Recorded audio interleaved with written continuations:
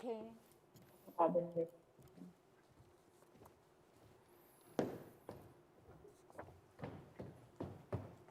Pwede pa? Pa-check. Hi, good morning, Jen. Checking if you can hear me. Hi, Sujesto. Hi there. Hi, Jen. We're about to go on air in a few seconds.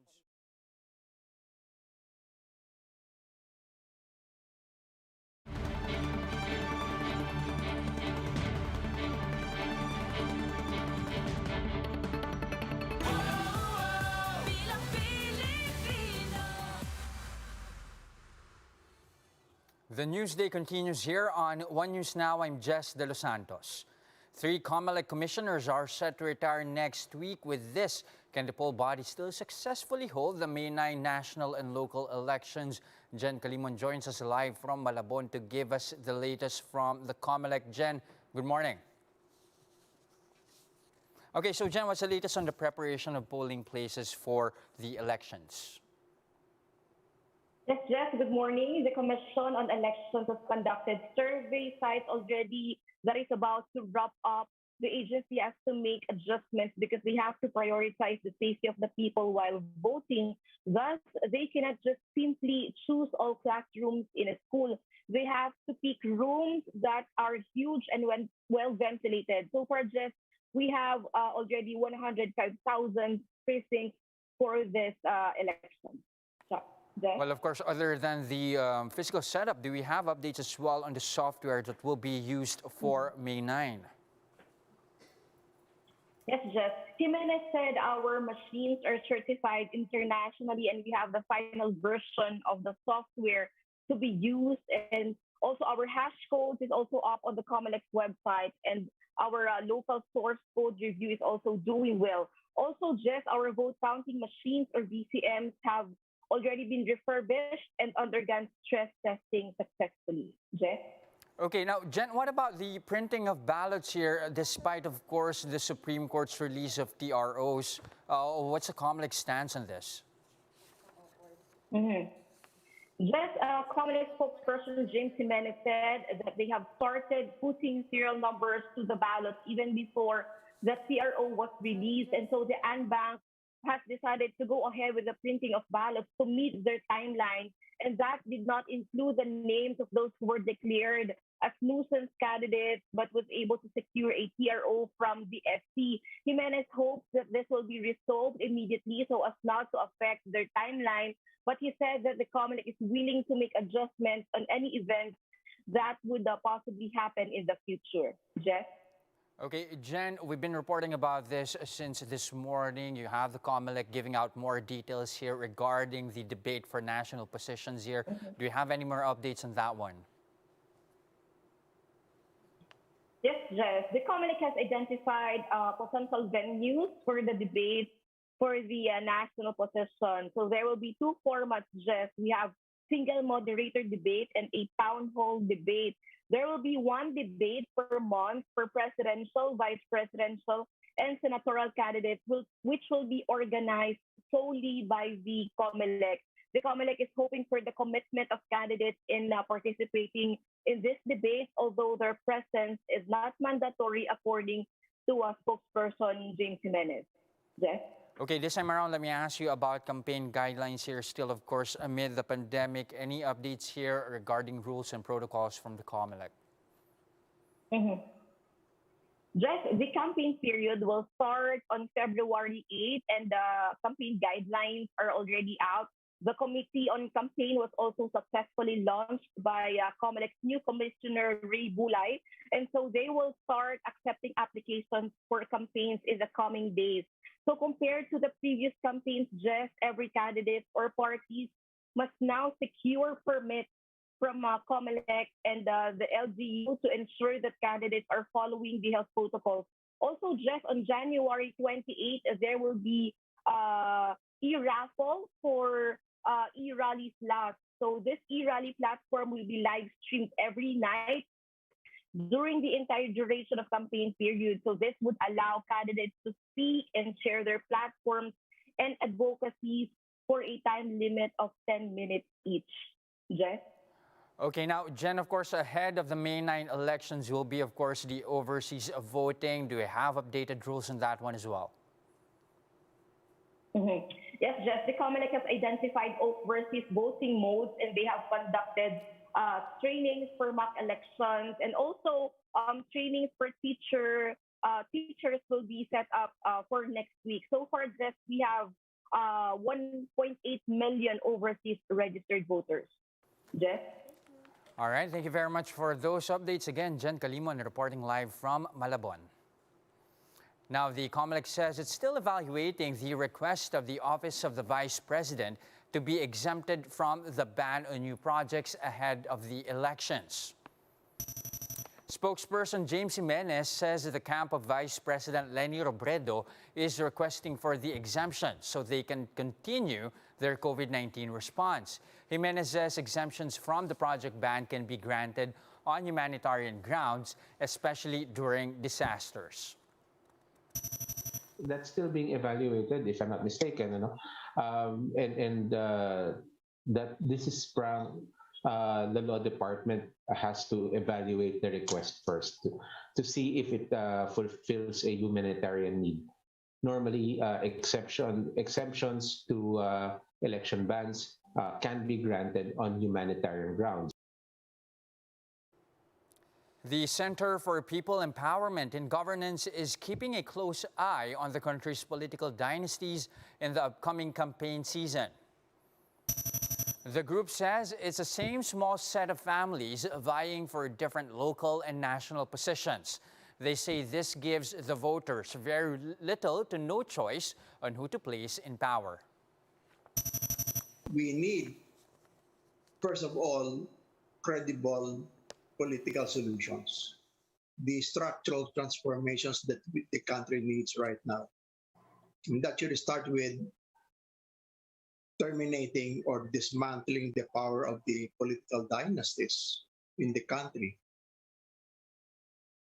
Meanwhile, the Ibon Foundation admits that it will be hard to abolish political dynasties in the country. Marcos Jr., for one, seems to still have a strong hold over his father's supporters. But Ibon warns that a Bongbong presidency can be dangerous. Ang actually nakakatakot with the Marcos presidency, hindi yung competence ni Bongbong Because his group, his team, his faction, his family is competent enough to have such a good shot at taking the presidency.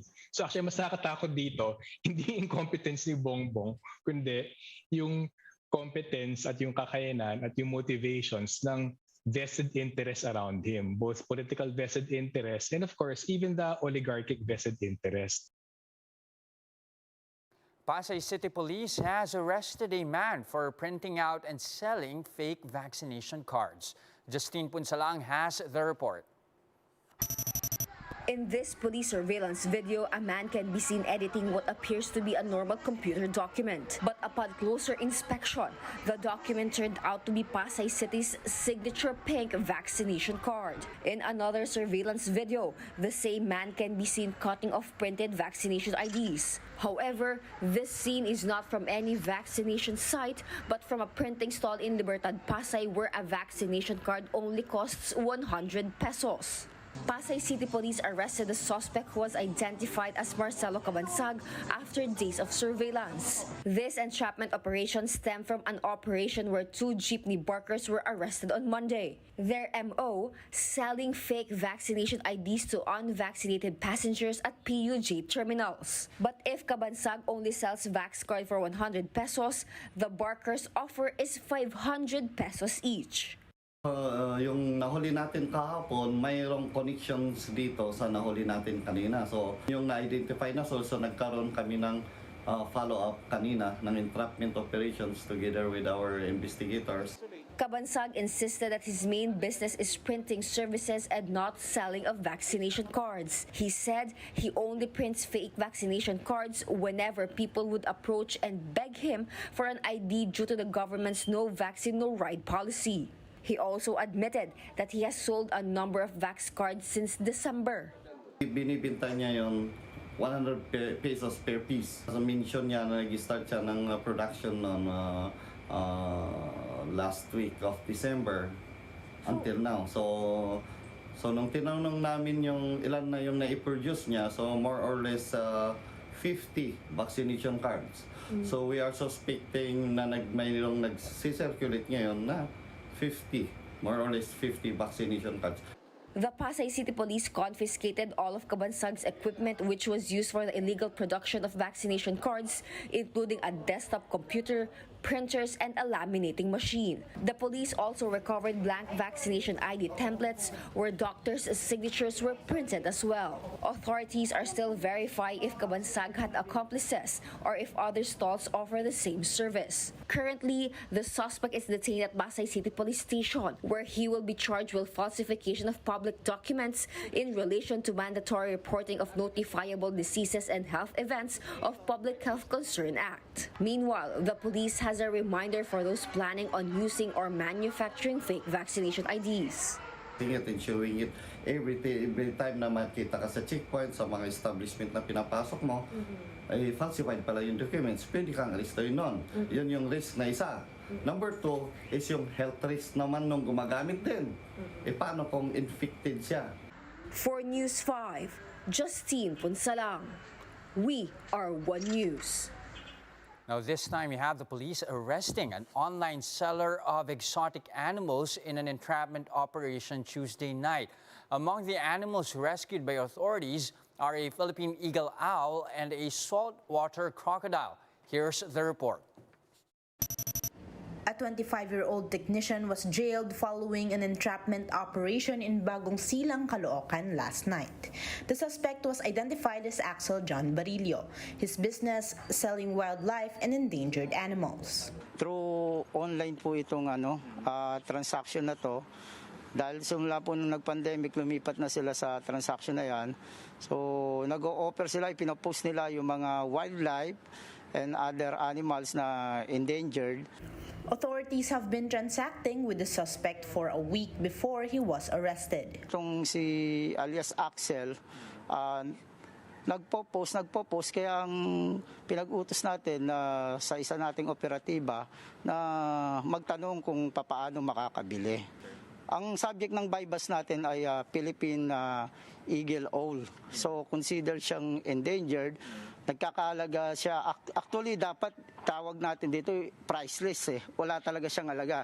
Pero for purposes na para malaman lang kung magkano siya, pinahalagaan siya ng 12,000. During the transaction, the suspect even showed the police other exotic animals he's selling online. Tinuro pa sa amin, bago namin i-effect yung arrest, tinuro pa sa amin yung iba niya panghalagan. Authorities were able to recover from the suspect one Philippine eagle owl, a saltwater crocodile, a ball python, a Burmese python, a Luzon lowlands scops owl, and a spotted button quail. The suspect refused to speak about the allegations. Wala po ako sabihin.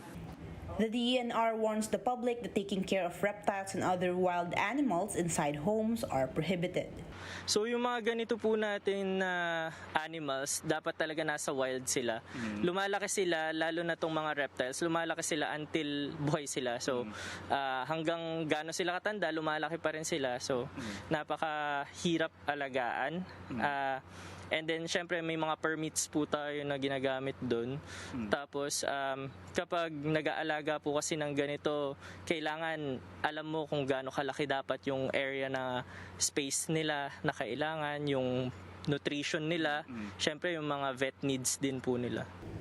The suspect will be charged for violations of Republic Act 9147 or the Wildlife Resources Protection Act. The rescued exotic animals are now under the care of the DENR's Wildlife Bureau.